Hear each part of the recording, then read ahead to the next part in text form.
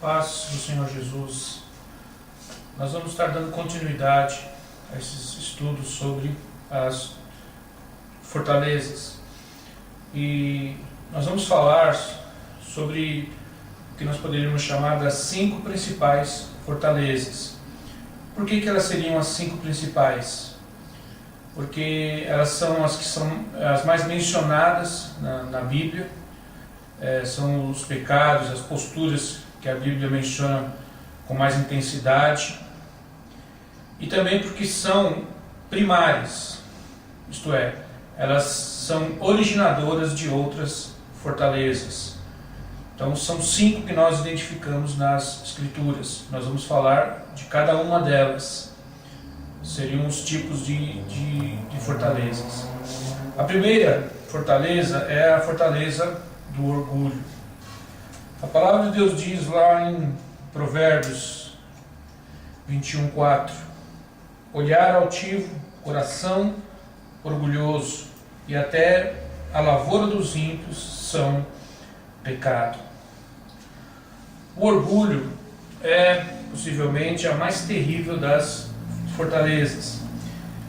E, como eu disse, essas 5 fortalezas que nós vamos citar, elas são originadoras de outras fortalezas. E a fortaleza do orgulho, ela dá origem a outras fortalezas quase tão terríveis quanto ela mesma, que é a fortaleza da religiosidade, da arrogância e da rebelião. O orgulho é um sentimento muito difícil de lidar.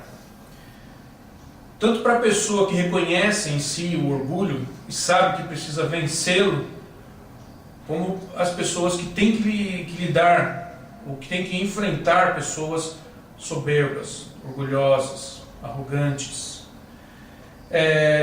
No Velho Testamento, a palavra orgulho ela é a tradução do termo hebraico ga'ah, que significa exaltar-se, elevar-se, colocar-se numa posição acima dos outros, considerar-se melhor do que os outros, considerar a si mesmo como se fosse especial, ou que tivesse privilégios, ou que tivesse direitos acima dos outros seres humanos, acima do seu semelhante, do seu próximo.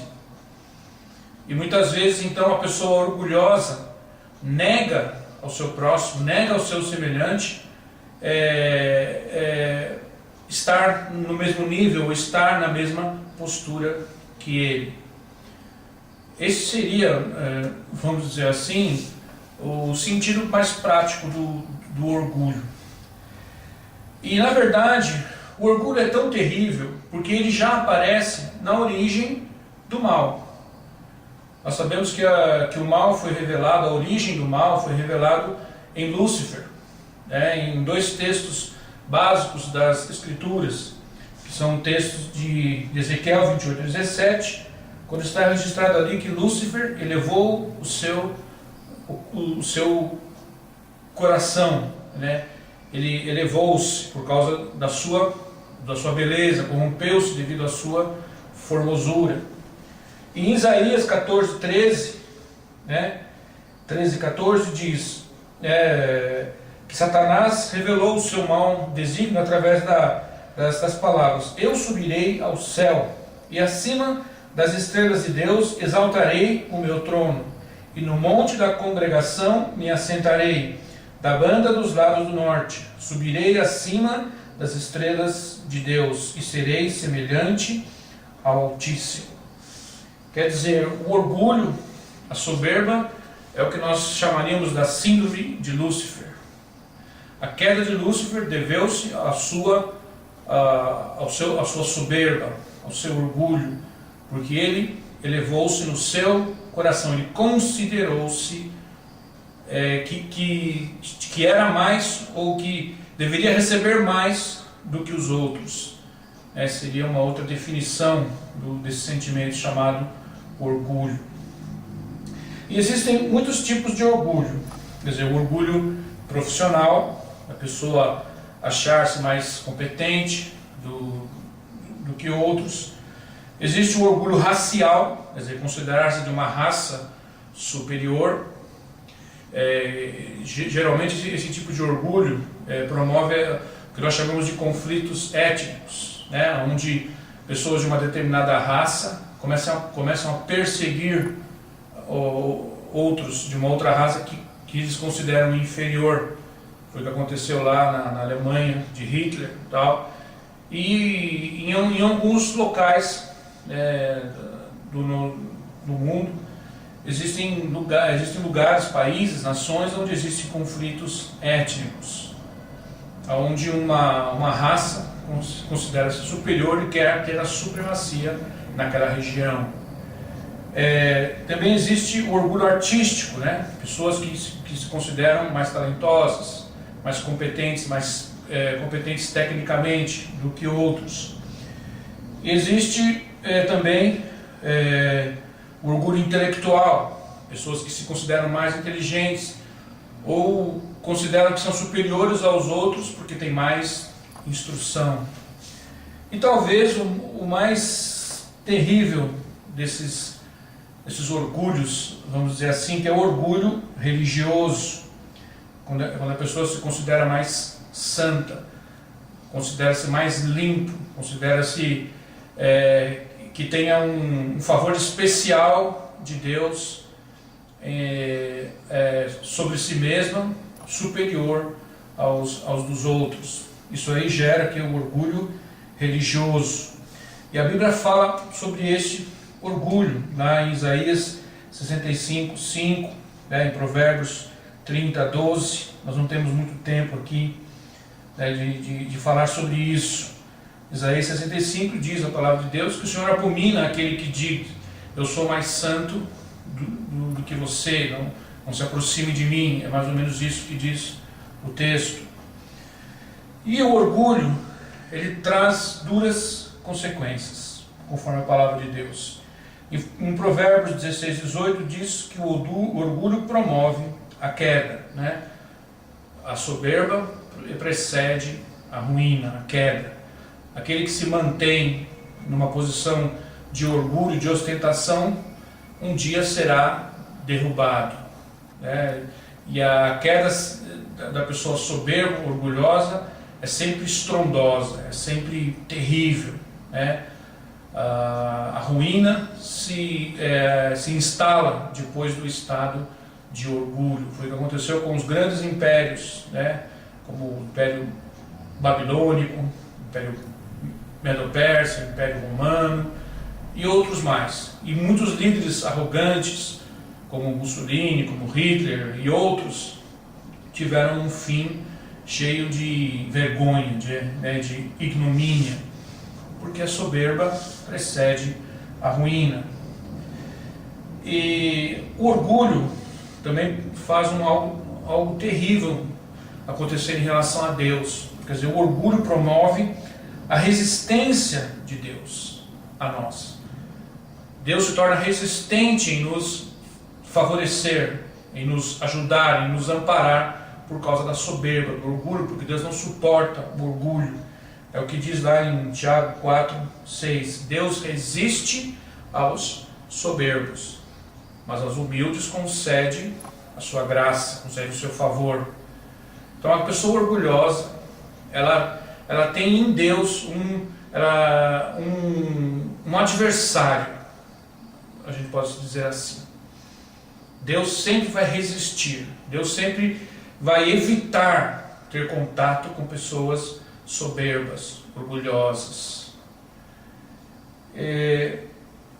Outra consequência do orgulho é que ele promove atitudes arrogantes. Quer dizer, a arrogância é a postura da pessoa estar humilhando os outros, estar promovendo o rebaixamento de pessoas. A pessoa arrogante ela experimenta um grande prazer em humilhar pessoas publicamente, em execrar, em estigmatizar. E a arrogância, como eu disse, é uma fortaleza proveniente do orgulho, assim como a religiosidade, que provém do orgulho religioso. Então a lista de consequências poderia continuar, poderia avançar, né? Mas eu queria, antes de encerrar essa parte, falar sobre o antídoto para o orgulho. A pessoa que reconhece em si essa fraqueza, esse orgulho, ela deve tomar posse daquilo que a palavra de Deus diz, né? O Senhor fala, através da sua palavra, o Senhor Jesus fala dos evangelhos, né? Humilhai-vos, vamos dizer assim, humilhai-vos debaixo da potente mão de Deus, diz o apóstolo Pedro. Aqueles que se humilham serão exaltados. É importante nós salientarmos que não é o fato de sermos humilhados que promoverá a exaltação da parte de Deus, mas o fato de nos humilharmos, porque ser humilhado pode muitas vezes ser uma consequência de orgulho, de soberba, de pecado, e ser humilhado pode muitas vezes ser a consequência desse pecado, o juízo que Deus derrama sobre este pecado. Mas aí você vai me dizer, mas Jesus foi humilhado. Exatamente isso. Ele tomou sobre si o juízo que cabia a nós e fez-se maldição no nosso lugar, por isso ele foi humilhado. Mas a promessa de exaltação não é para aquele que é humilhado. A promessa de exaltação é para aquele que se humilha. E o Senhor Jesus, ele se humilhou. É como diz lá em Filipenses 2:8-9, que Cristo a si mesmo se humilhou, sendo obediente até a morte, e morte de cruz, pelo que Deus o exaltou soberanamente, e lhe deu um nome que está acima de todo nome, para que ao nome de Jesus se dobre todo o joelho que está no céu, na terra e debaixo da terra, e toda língua confesse que Jesus Cristo é Senhor, para a glória de Deus Pai. Então, talvez a atitude espiritual mais importante para se obter vitória sobre o orgulho seria a adoração. Porque a adoração vem do termo grego proskuneo, que significa prostrar-se, rebaixar-se, beijar os pés.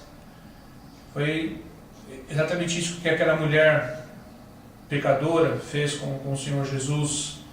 Humilhou-se, chorou sobre os pés do Senhor Jesus e enxugou as lágrimas com seus cabelos. O ato de adorar, a adoração promove a superação do orgulho. Então, todo homem de Deus, toda mulher de Deus, todo servo e serva do Senhor deveria praticar muito adoração para vencer o orgulho, porque o orgulho ronda os nossos corações, o coração de todos nós. Muito obrigado pela sua atenção.